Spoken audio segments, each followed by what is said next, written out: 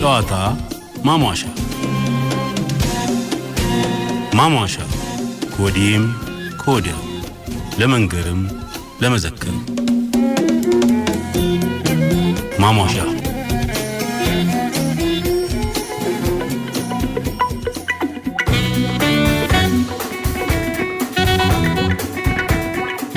ከሱ ሚስቱ ትሻል ብይኗ ያመሻል።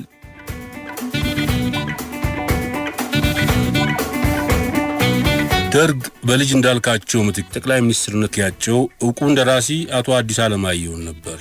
ለዚህ ቦታ መታጨታቸውን ሌተና ጀነራል አማን እንዲነግሯቸው ተላኩ።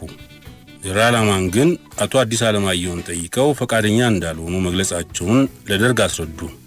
በዚህ ምክንያትም ሐምሌ 16 በወጣው የአዲስ ዘመን ጋዜጣ የደርግ አባላት ለጃንሆይ ጥያቄ ባቀረቡበት ወቅት የኢትዮጵያ ሕዝቦች በከፍተኛ ችግር ላይ ባሉበት የፈተና ጊዜ የአስተዳደር ስልጣን ከሲቪል ሕዝብ እጅ እንዳይወጣ በማለት አቶ አዲስ አለማየሁ የጠቅላይ ሚኒስትርነቱን ስልጣን እንዲረከቡ ጠይቀናቸው ኃላፊነቱን ለመሸከም ፈቃደኛ አልሆኑም በማለት ገልጸዋል ሲል ለሕዝብ ይፋ አደረገ። አቶ አዲስ አለማየሁ የጎጃም ክፍለ ሀገር ሕዝብን ወክለው የጊዜያዊ ብሔራዊ መማክርት ሸንጎ አባል በነበሩበትና እኔም አገናኝ መኮንን ሆኜ ተመድቤ በመስራት ላይ ያለው ይህንኑ ጉዳይ አንስቼ ጠይቄያቸው ነበር ይላሉ ሌተና ኮሎኔል ፍስሐ ደስታ አብዮቱና ትዝታዬ በሚሰኘው መጽሐፋቸው። እኔ የራሴ ዕቅድና ያዘጋጀሁትም ስላለኝ ይህንኑ ስራ ላይ ለማዋል ይፈቀድልኝ እንደሆነ በቅድሚያ ላስረዳ ብዬ ለጀነራል አማን አናግሬው ነበር። ነገር ግን መልሱን ሳይሰጠኝ ማታውን መግለጫውን ሰማው ብለው አጫወቱኝ። ጀነራሉ የአቶ አዲስን ጠቅላይ ሚኒስትር መሆን አልፈለጉ ይሁን ወይም ቦታውን ለራሳቸው ይፈልጉት የታወቀ ነገር ባይኖርም በስተጀርባው ግን አንድ አይነት ተንኮልና ሴራ እንደነበር ተረዳው። በአቶ አዲስ አለማየሁ ምትክም ልጅ ሚካኤል እምሩ በንጉሱ መልካም ፈቃድ ጠቅላይ ሚኒስትር ሆነው ተሾሙ። ልጅ ሚካኤል ምንም እንኳን ከመሳፍንቱ ወገን ቢሆኑም ቤተሰባቸው በኢትዮጵያ ሕዝብ ዘንድ ከበሬታ የነበረው እንደዚሁም በግላቸው ተራማጅ አስተሳሰብ የነበራቸው ናቸው። እንደውም ንጉሱ ሶሻሊስት ነው በሚል ለሳቸው ቀና አመለካከት እንዳልነበራቸው ይወራል። በወቅቱ በጄኔቭ የኢትዮጵያ ቋሚ መልእክተኛ አምባሳደር ነበሩ። ልጅ እንዳልካቸው መኮንን ወርደው ልጅ ሚካኤል እምሩ በመሾማቸው ብዙዎች ተራማጅ ነን የሚሉ ከአንድ መስፍን ወደ ሌላ መስፍን በርኖስ ቢገለብጡት በርኖስ ነው በሚል ሹመቱን ለማጣጣል ሞከሩ። ነገር ግን የሚሾመው ግለሰብ በህብረተሰቡ የተለያዩ መደቦች ለጊዜውም ቢሆን ተቀባይነት እንዲኖረውና የድሮ ስርዓት አገልጋዮቹም በመጠኑም ቢሆን እንዲረጋጉ የሚያግዝ መሆን እንዳለበት ታሳቢ በማድረግ የተፈጸመ መሆኑን ነቃፊዎች አልተገነዘቡም። ልጅ ሚካኤል እምሩ ጠቅላይ ሚኒስትር ሆነው እንደተሾሙ ደጃዝማች ዘውዴ ገብረስላሴን ምክትል ጠቅላይ ሚኒስትርና የውጭ ጉዳይ ሚኒስትር፣ ጀነራል አማንን ደግሞ ከያዙት የኢታማጆር ሹምነት በተጨማሪ የሀገር መከላከያ ሚኒስትር በማድረግ የካቢኔ ሚኒስትሮቻቸውን ንጉሱ ዘንድ አቅርበው አሾሙ። ሹመቱ በ7 ሰዓት እንደተገለጸ ግን ደርግ ደጃዝማች ተስፋ ዮሐንስ በሬ የማዕድን ሚኒስትርና አቶ ጌታቸው በቀለ የሥራ ሚኒስትር ሆነው በመሾማቸው ቅር በመሰኘት ልጅ ሚካኤል የሁለቱን ሹመት እንዲሰርዙ በደርግ ጠቅላላ ጉባኤ ስብሰባ ላይ ተጠየቁ። እሳቸውም የአንድና የሁለት ሳምንት ጊዜ እንዲሰጣቸው ቢጠይቁም ጉባኤው ዛሬውኑ መውረድ አለባቸው ማለት ሲያስቸግር ከሱ ሚስቱ ትሻል ብይኗ ያመሻል ይባላል በማለት ተርተው ጥያቄውን ለመፈጸም የሚቸገሩ መሆኑን በመግለጽ ወጡ። በኋላ ደርግ ሁለቱን ተሿሚዎች እንደ ሌሎቹ ባለስልጣናት ተጠያቂዎች ናቸው ብሎ በማሰሩ ጠቅላይ ሚኒስትሩ አማራጭ በማጣት በምትካቸው ሌሎችን ለመሾም ተገደዱ ይላሉ ኮሎኔል ፍስሐ ደስታ።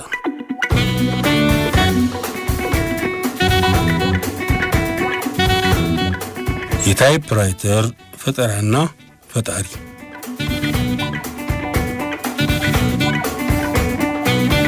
እንዲህ ሀገሩ ሁሉ ኮምፒውተር በኮምፒውተር ከመሆኑ በፊት ታይፕራይተር ሲፈጠር ጉር ነበር የተባለው።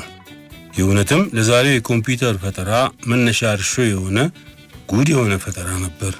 በመጀመሪያ የተፈጠረው ታይፕራይተር ወይም የጽህፈት መሳሪያ የተለያዩ ሰዎች ተዋጽኦ የተጨመረበት በየጊዜው የተሻሻለና ያነሰ ነው ወደዚህ ዘመን የተሸጋገረው። በ1868 ዓመተ ምህረት መጀመሪያ የተፈጠረውን ታይፕራይተር ፊት ለፊታችሁ አስቀምጠው ይሄ ምንድነው ቢሏችሁ እርግጠኛ ነን ማናችሁም ታይፕራይተር ነው እንደማትሉ። መምቻ ቁልፎቹ ከዛሬው ታይፕራይተር ይልቅ ለፒያኖ ኪቦርድ የቀረበ ቅርጽ የነበራቸው። በመጠንም እጅግ ትልቅ የሆነ መሳሪያ ነበር። የፈጠራ ባለቤትነቱ ተፈርሞ ለፍልሳፊ ክሪስቶፈር ሌቲምሾስ የተሰጠው ጁን 23 1868 ዓ.ም ነበር።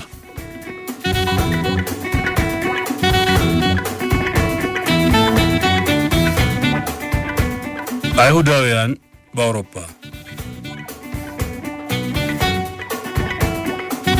ከ800 ዓመተ ምህረት አካባቢ ጀምሮ የአይሁድ ዘሮች በምስራቅ አውሮፓ ይኖሩ እንደነበር ቢነገርም ሁልጊዜም አያሌ ገደብና ክልከላ ይደረግባቸው ነበር። ከጥቂት እድለኞች በስተቀር አይሁዶች የሩሲያ ኦርቶዶክስ ጠንካራ ይዞታ ወደ ነበረው ወደ ራሽያ የትኛውም ግዛት እንዲገቡ አይፈቅድላቸውም ነበር። በ18ኛው ምዕተ ዓመት መጨረሻ አካባቢ የሩሲያ ንጉሠ ነገሥት ግዛት እየሰፋ እንደ ፖላንድና ሊቱዌኒያ ያሉ የካቶሊክ እምነት ተከታዮችና አያሌ ሰፋሪ አይሁዳውያን ያሉባቸውን ግዛቶች ሲጠቀልል የሩሲያ ኦርቶዶክስም የሀገሪቱ ብቸኛ እምነት መሆኑ እየሳሳ መጣ። በተለያዩ እምነት ባላቸው በእነዚህ ህዝቦች ምክንያት የጊዜው የሩሲያ መንግስት የነበረውን ክልከላ የሚያሻሽል ህግ በ1791 አወጣና ንግሥት ካትሪን ዳግማዊት ወይንም ታላቋ ካትሪን አይሁዳውያን የሚኖሩባቸውን ቋሚ የሆኑ ቦታዎችን መድባ ሰጠች። እነዚህም ቦታዎች በዛሬው ፖላንድ፣ ቤላሩስ፣ ዩክሬን፣ ሩማኒያና ሞልዶቫ የሚገኙ ሀገሮች ናቸው። እንግዲህ አይሁዳውያን በሩሲያ ኪንግደም ውስጥ የተፈቀደ ቋሚ የመኖሪያ ቦታ እንዲኖራቸው የታላቋ ንግሥት ዳግማዊት ካትሪን ንግሥታዊ ፈቃድ ያገኙት ጁን 23 ቀን 1744 ዓ.ም ነበር። በ1800 ዓ.ም በተደረጉ ናፖሊዮናዊ ጦርነቶች ሳቢያ ሩሲያ ብዙዎቹን እነዚህን ግዛቶች አጣ ነበር። በ1941 በዚህ ሰሞን ደግሞ ሊቱዌኒያ ከሶቪየት ህብረት ግዛትነት ነፃ ሆና ጊዜያዊ መንግስት ማቋቋሟን አወጀች። ከጥቂት ሳምንታት በኋላ ደግሞ የናዚ ጦር በእጇ ገባት። የፓሪስ አይሁዶች ወደ ኦሽዊትስ የተጫኑትም በዚህ ሰሞን ነበር፣ ጁን 23 1942 ዓ.ም።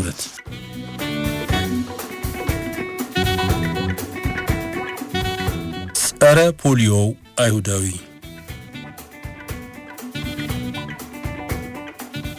እንደ አውሮፓ አቆጣጠር በ1950ዎቹ ዓመታት ለአሜሪካ ወላጆች የፍርሃትና የስጋት ጊዜዎች ነበሩ። በሺህ የሚቆጠሩ ሕፃናትን አካል ጉዳተኛ እያደረገ በነበረው በፖሊዮ ሜሪቴስ ወይም ፖሊዮ በሽታ ይለከፉ ነበር።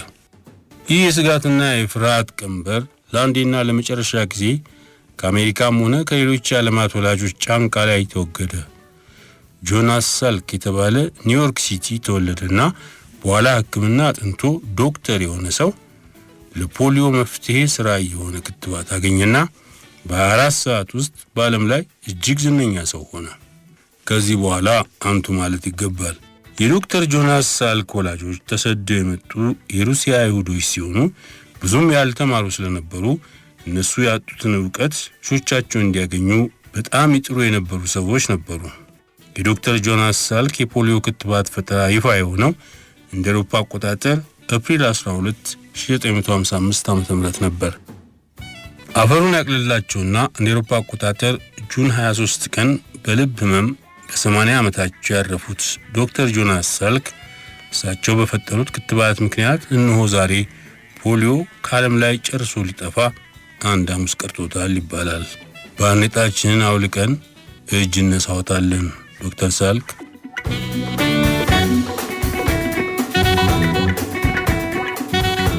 ሴንዘኒና ምን አረግን?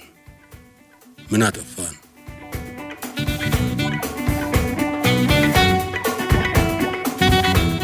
በ1994 ፍጻሜ ያገኘውን የደቡብ አፍሪካ የአፓርታይድ አገዛዝ ለመደምሰስ ትግሉ እንዲቀሰቀስና እንዲስፋፋ በስዌቶ የሞሪስ አይዛክሰን ሁለተኛ ደረጃ ትምህርት ቤት ተማሪዎች ያደረጉት ሰላማዊ ተቃውሞ ትልቅ መሰረት ነበር።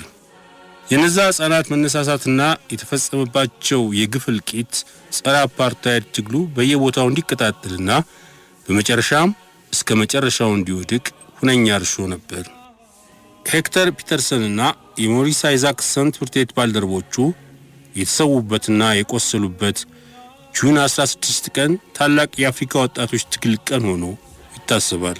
የስዌቶ እንቅስቃሴ በመባል የሚጠራው 15000 ሕፃናት ሰላማዊ ተቃውሞ አንስተው በፖሊስ ጥይት የተቆሉበት የቆሰሉበትና የተሰዉበት ጁን 16 ቀን 1976 ዘንድሮ በዚህ ሰሞን 50 ዓመታትን ደፈነ። የደቡብ አፍሪካ ሕዝቦች ከዚህ አሰቃቂና የግፍ አስተዳደር እንዲላቀቁ አፍሪካውያን ወንድሞቻቸው ታላቅ መስዋዕትነት ከፍለውላቸዋል። በተለይ የሀገራችን የኢትዮጵያን ውለታ ታጋይ መሪዎቿ አንስተው አይጠግቡትም ነበር። ዛሬ ግን በደቡብ አፍሪካ የሚኖሩ ኢትዮጵያውያንና ሌሎች የአፍሪካ ሀገሮች ዜጎች በደቡብ አፍሪካውያን እየተሳደዱ ይገኛሉ። እየቆሰሉም እየተገደሉ። ምን አደረጉ? ምን አጠፉ? እነሱ ያኔ በጥይት ሲቆሉ ሴንዘኒና ተብሎ ተዚሞላቸው ነበር። ሴንዘኒና ማለት ምን አረግን፣ ምን አጠፋን ማለት ነው። ዛሬም እኛ ሴንዘኒና እንጋብዛቸው ይሆን?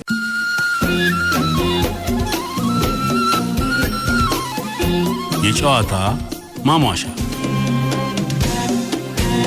ማሟሻ ከወዲህም ከወዲያ ለመንገርም ለመዘከርም ማሟሻ